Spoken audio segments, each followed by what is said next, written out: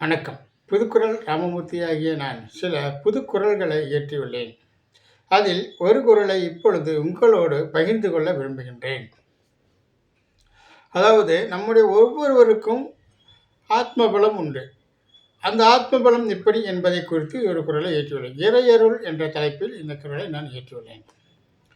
அகடு பசி அயர்க்கம் ஆறா காமம் ஆத்மபலம் பெறின் பேரின்ப பயன் என்பது ஒரு குறள். அதாவது அகடு பசி அயர்க்கம் ஆறா காமம் ஆத்மபலம் பெறின் பேரின்பு பயன். அகடு பசி என்று சொன்னால் வயிற்றுப்பசி, அயர்க்கம் என்று சொன்னால் உண்ணுவோம் என்று பொருள். அதாவது நம் வயிற்றுப்பசிக்கு உண்ணுவோமானால் திருப்தி அடையலாம். காமம் என்ற நிறைவு பெறாத ஆசையினால் நாம் நம்முடைய ஆத்ம பலத்தை இழக்கின்றோம். நம் ஒவ்வொருவருக்கும் ஆத்மபலம் உண்டு. இதற்கு நம்முடைய காமத்தை கட்டுப்படுத்துதல் வேண்டும். காமத்தை பற்றுப்படுத்தி இறைவனை வணங்குவதன் மூலம் பேரின்ப பயனை அடையலாம் என்பது இதனுடைய கருத்து. இது எப்படி என்பதை பொறுத்து தான் நீங்கள் தெரிந்து கொள்ள வேண்டும் என்று நான் விரும்புகின்றேன். அதாவது நம் ஒவ்வொருவருக்கும் ஆத்ம பலம் உண்டு.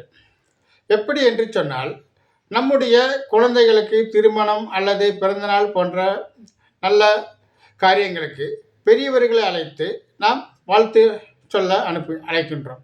அவர்களும் வந்து வாழ்த்தி விட்டு செல்கின்றார்கள். அவர் வாழ்த்துகின்ற பொழுது நம்முடைய குழந்தை நன்றாக இருக்கும் என்கின்ற எண்ணம் தானே அதற்கு காரணம். அவர்கள் வாழ்த்துவதற்கு அது என்ன இருக்க வேண்டும்? அவர்களுக்கு என்ன இருக்க வேண்டும்? ஆத்மாவுக்குண்டான பலம் இருக்க வேண்டும். அந்த ஆத்மாவுக்குள்ள பலம் இருந்தால் அவர்கள் நன்றாக, அவருடைய ஆசீர்வாதம் நன்றாக இருக்கும். இது எப்படி என்று சொன்னால், ஒரு சில குடும்பங்களில் ஒரு சில பெரியவர்கள் இறக்கும்போது அந்த குடும்பத்தில் உள்ளவர்களை ஆசீர்வதித்து விட்டு அவர்கள் இறப்பார்கள். அந்த குடும்பம் நன்றாக இருக்கும். ஒரு சில குடும்பத்தில் ஒரு சிலர் ஆசீர்வதித்து சென்றாலும் அந்த குடும்பத்தில் மிகுந்த ஒரு நன்றாக வாழ்க்கை சூழல் அமைவது இல்லை. அதற்கு காரணம் என்ன? இவருடைய ஆத்மாவுக்குண்டான பலம் குறைவு. அந்த ஆத்மாவுக்கு அந்த வாக்குக்கு வந்து பலம் வேண்டும். அந்த பலம் இருந்தால்தான் அந்த காரியம் செயல்படும். அதற்குத்தான் இந்த குறளை நான் இயற்றியுள்ளேன். ஒவ்வொருவரும் ஆத்ம பலம் பெற்று வாழ வேண்டும் என்பதுதான் இதன் கருத்து, இதனுடைய பொருள்.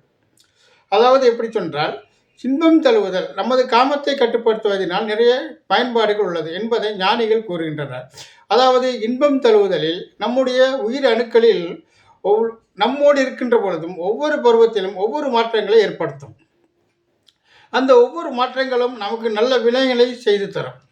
அந்த உயிர் அணுக்கள் நம்மிலிருந்து வெளியே செல்கின்ற பொழுது நமக்கு சோர்வு மற்றும் சில நஷ்டங்கள் போன்ற உணர்வுகள் எல்லாம் உருவாகும். இதெல்லாம் தான் இன்பம் தழுவுதல் என்பதை குறைத்து கொள்ள வேண்டும் என்று ஞானிகள் கூறுகின்றனர்.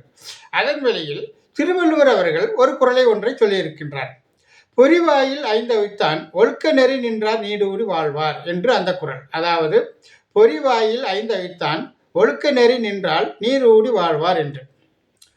பொறிவாயில் என்று சொன்னால் நம்முடைய சிரசு, நம்ம முகத்தில் வந்து கண், காது, மூக்கு, வாய், அந்த உள்நாக்கு, இந்த உள்நாக்கு, இதன் வெளியே அந்த காற்றை உள்மூச்சு, அந்த காற்றை இழுத்து சேமித்து நாம் வந்து வாழ வேண்டும். இது சித்த வித்தையில் இந்த பயிற்சியை அவர்கள் செய்து வருகிறார்கள்.